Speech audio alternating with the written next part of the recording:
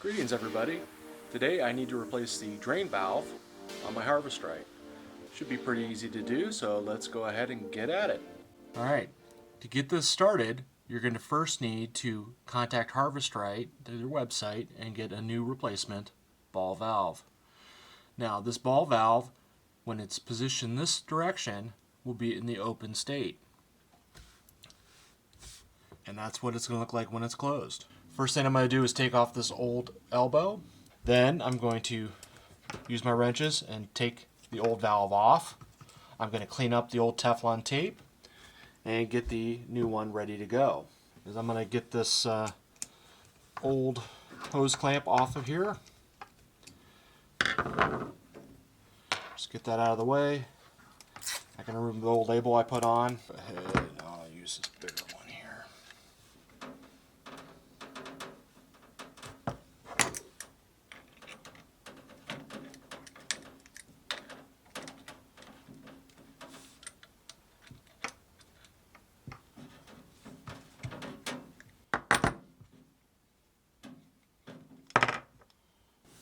I'm going to take off the old drain valve off the Harvest Right. Now, they recommend you take off the sides, but it looked like I had enough clearance, so I'm going to go ahead and do it with the side on. I do already have the power removed, which should have been one of the first steps we did, but I forgot to mention that. So let's go ahead and crack that loose.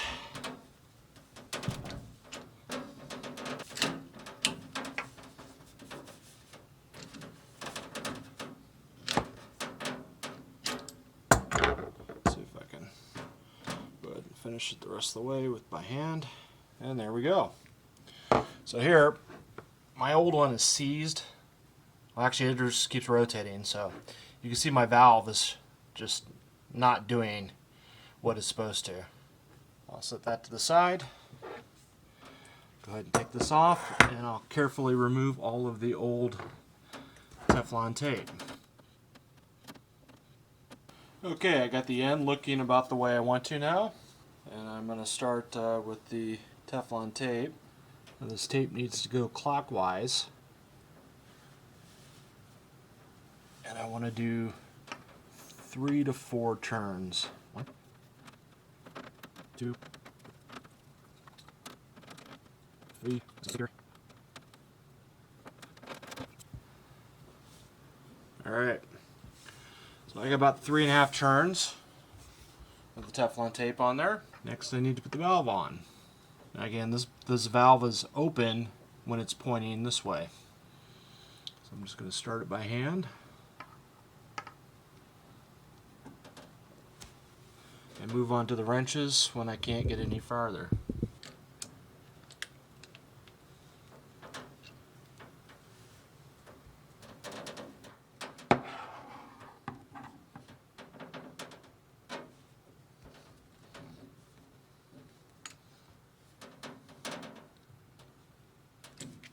I think we're good here. Alright, so now what I'm going to go ahead and do is test the vacuum on the freeze dryer. Go ahead and reconnect the power, and then I leave my power switch off on the freeze dryer when I'm not using it, so I just flip that back on. I'm going to go ahead and go through the manual and do the steps for the initial freeze dryer setup. Okay, the drain valve is ready. We've got it in the closed position, and we're going to go through a freeze cycle and then enable the vacuum pump. And the goal is to make sure that the vacuum goes down to below 500 millitorrs. So what we're going to do is go ahead and press the little leaf logo up here in the corner. We're going to go ahead and go to freeze. And I'm going to go ahead and let this run for about a half hour.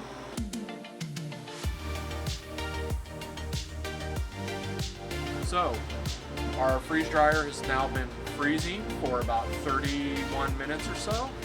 And now the time has come to go ahead and test our vacuum. So the chamber door is nice and closed. We've got the ball valve closed. And now all we have to do for this test is to hit the vacuum button.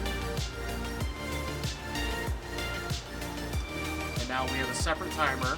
We have a timer for the freeze and a timer for the vacuum pump. So I'm going to go ahead and let this vacuum work for a little bit here, and my goal is to see it below 500 millitorrs. So for this part of the video, I'm going to go ahead and speed it up so you can see the vacuum pressure dropping. I don't hear any sign of a leak over on the side yet, so we're doing good over there. And you can quickly see how fast that pressure is dropping in the chamber. So this pressure number here with the mTOR is the number I want to see drop below 500. And while that's doing that, I'm going to go ahead and show you the door of the chamber. You can see this thick black line right here. That line's not there unless you have a vacuum developing. And then I'll go all the way around the... Everybody say hello to Squirmy. Squirmy's over 20 years old and is going to be inspecting the freeze dryer today.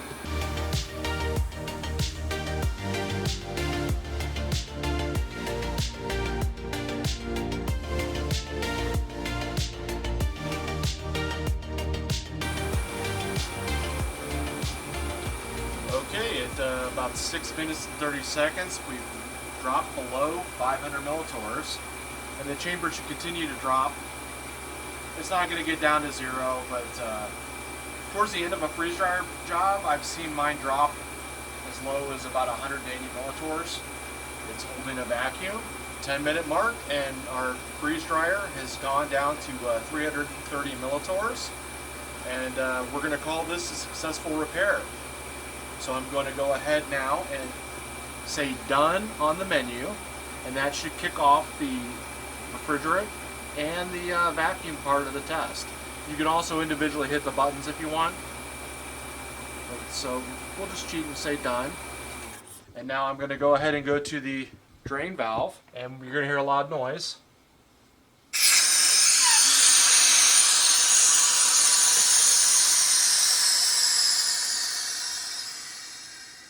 So let's go ahead and do the little quick hack. You can see the foam I have over here.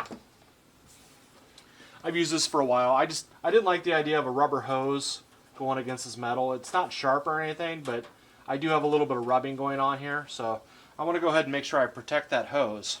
So I've got a little piece of 3/8 tubing, which is the same style tubing I would use on the 90 degree, and what I want to do is cut. Alright, so I've cut all the way through one side of it. So now we're going to take our little DIY grommet.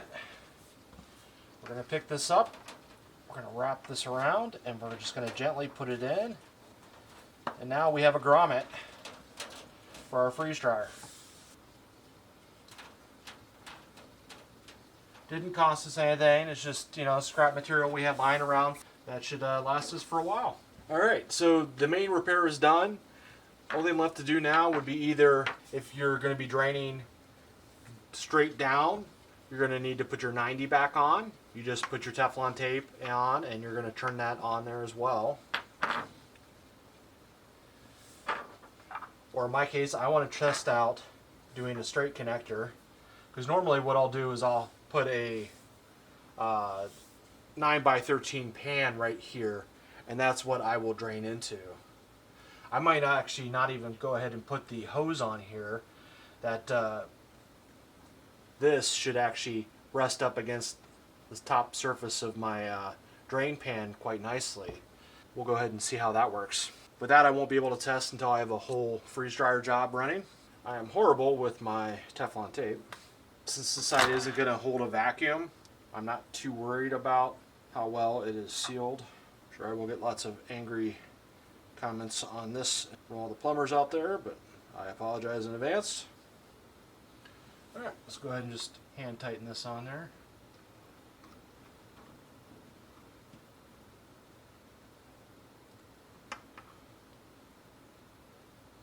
Now, since I don't have a sink available, and I didn't want to have a bucket out where we were going to trip over because it's in a high traffic area, I just use a really old pan that we no longer use for cooking. I can just set it like there when I want to drain, and it will just drip down into my pan, and I keep an eye on it as everything defrosts. So I think this is actually going to work out nice for me. And now, since harvest is in full swing, I can start using my harvest right again. And I hope this made it a little easier for you if you have to do the same. Now remember, if you have to replace your ball valve, you can get one from Harvest Right.